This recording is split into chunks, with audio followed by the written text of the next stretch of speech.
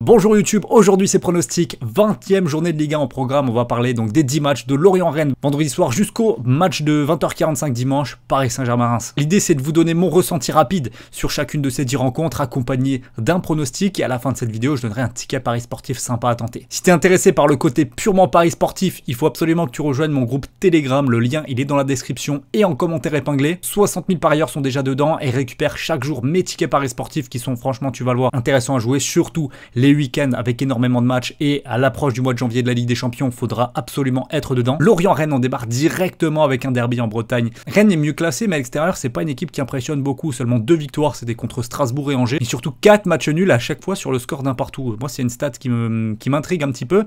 Martin Terrier est absent, on le sait. Au final, je pense qu'un match nul pour Rennes à l'extérieur dans cette configuration de match-là, ce serait pas forcément un mauvais résultat. Surtout que Lorient est juste derrière au classement. Il n'y a que Lille qui les sépare. Et c'est une équipe qui, dans son stade, a quand même réussi à faire des gros coups. De partout contre Monaco, ils ont battu Lille 2-1, ils ont battu Lyon 3-1, Nantes 3-2, et ils ont seulement perdu 2-1 dans un match très accroché face au Paris Saint-Germain. Ça va clairement pas être une partie de plaisir pour les Rennais, un partout. Alors là, je dois tout le monde partir très rapidement sur une victoire de Lens à l'extérieur face à l'Estac de Troyes qui se bat pour le maintien, mais j'ai quand même envie de pondérer tout ça avec des petites statistiques. Lens à l'extérieur, c'est 3 victoires, ok, 5 matchs nuls et une défaite, donc il y a quand même beaucoup de points laissés en route à l'extérieur, et notamment face à des équipes de milieu du tableau. L'Estac a un coup à jouer, pourquoi pas pour aller faire un match nul. Ils savent faire à domicile, 2 défaites, 1 victoire, 6 nuls dans leur stade, c'est une statistique qui est assez énorme. Ça serait une petite surprise et je vais dire un partout. Marseille-Monaco, là on a un gros match avec comme objectif la lutte pour le podium et la Ligue des Champions. Je dégage quand même un favori assez logique, je pense, c'est l'OM à domicile. Franchement, ils sont très impressionnants. Je pense pas que Monaco soit en capacité de briser cette série, d'autant plus qu'il y a une petite statistique qui me fâche un petit peu avec Monaco, c'est que dans les gros matchs, face aux grosses écuries de Ligue 1, c'est aucune victoire cette saison. Contre les 8 premiers du classement, c'est 0 victoire en 7 matchs. Victoire de l'OM 2-1. Nice-Lille, on est sur une rencontre très dure à pronostiquer. C'est équilibré, franchement, je serais tenté de partir sur un match nul, mais concrètement, ça ferait avancer aucune des deux équipes. Et mon vainqueur, ce sera Lille, plus de certitude collective et un plan de jeu mieux établi que les Niçois. Auxerre-Montpellier, rencontre impronosticable quasiment. Je vais partir sur un match nul, un partout, mais objectivement, absolument tout est possible ici. On a deux équipes vraiment pas en forme. Auxerre a perdu ses 5 derniers matchs. Ça fait 3 rencontres qui n'ont pas marqué le moindre but. 3 défaites de rang pour Montpellier avec 2 claques successives. 3-0 contre Nantes à domicile et 6-1 sur la pelouse de Nice. C'est vraiment la roulette russe ce match. Brest-Angers, c'est pas beaucoup plus facile. Bon, même si Angers a une série de défaites longues comme le bras, Brest à domicile, c'est une seule victoire. C'est 2-1 face à l'Estac. Les références sont limitées. Je suis pas convaincu par le changement de coach. Je suis pas persuadé qu'ils vont réussir à battre Angers.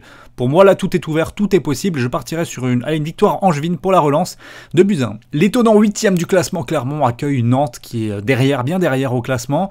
Franchement, les Clermontois, je les sous-estime quasiment à chaque semaine et pourtant, ça enchaîne quand même pas mal de victoires cette saison. Nantes à l'extérieur, c'est pas joli, une seule victoire pour le moment. Et je les vois aller gratter un point du match nul à l'extérieur, un partout. Le Racing Club de Strasbourg va décrocher sa première victoire à domicile cette saison, vous pouvez le noter. C'est une anomalie folle que le Racing n'ait pas gagné un seul match dans son stade, c'est inenvisageable que cette série perdure encore et je pense que Toulouse, alors c'est pas la victime idéale, clairement pas, dans un beau moment, dans une bonne forme, mais Strasbourg a montré que dans l'adversité, ils étaient capables de réagir, 2-2 contre Lens il y a 2 matchs et la dernière victoire à l'extérieur sur la pelouse de l'Olympique Lyonnais 2-1. Le scorette va rester entraîneur, il y a des belles recrues, Gilbert, Morgan Sanson, le défenseur ukrainien en provenance de Belgique également. Je pense que le Racing s'impose 2-1. Ajaccio-Lyon, période très compliquée pour les deux équipes qui n'ont pas gagné depuis 3 matchs chacune, mais quand même, Ajaccio reste sur une défaite 7-1 contre Montpellier, alors ça laissera des traces, tout comme la défaite de Strasbourg à domicile 2-1 contre Strasbourg. Maintenant, qui a le plus de faculté à se relever de cet échec-là? Je pense que c'est quand même l'Olympique Lyonnais, qui joue clairement sa dernière chance pour l'Europe. S'il n'y a pas victoire contre Ajaccio, c'est bye-bye les ambitions de la fin de saison.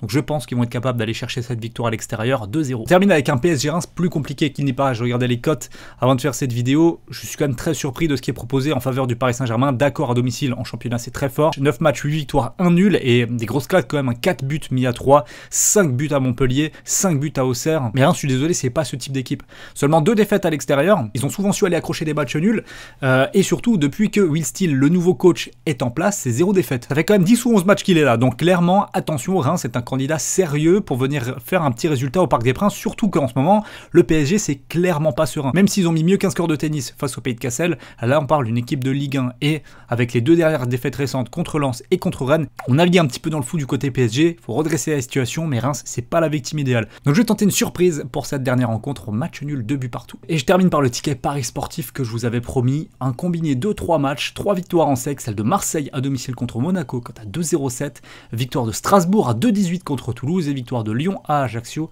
à 1,75. Voilà, on a terminé maintenant mes pronostics pour cette 20e journée de Ligue 1. Si vous avez aimé la vidéo, n'oubliez pas de mettre un pouce bleu, c'est hyper important pour moi, et de vous abonner à la chaîne YouTube. On se retrouve sur Telegram pour la suite des paris sportifs du week-end. Le lien est en description et en commentaire épinglé. Belle journée et bon week-end à tous. Ciao.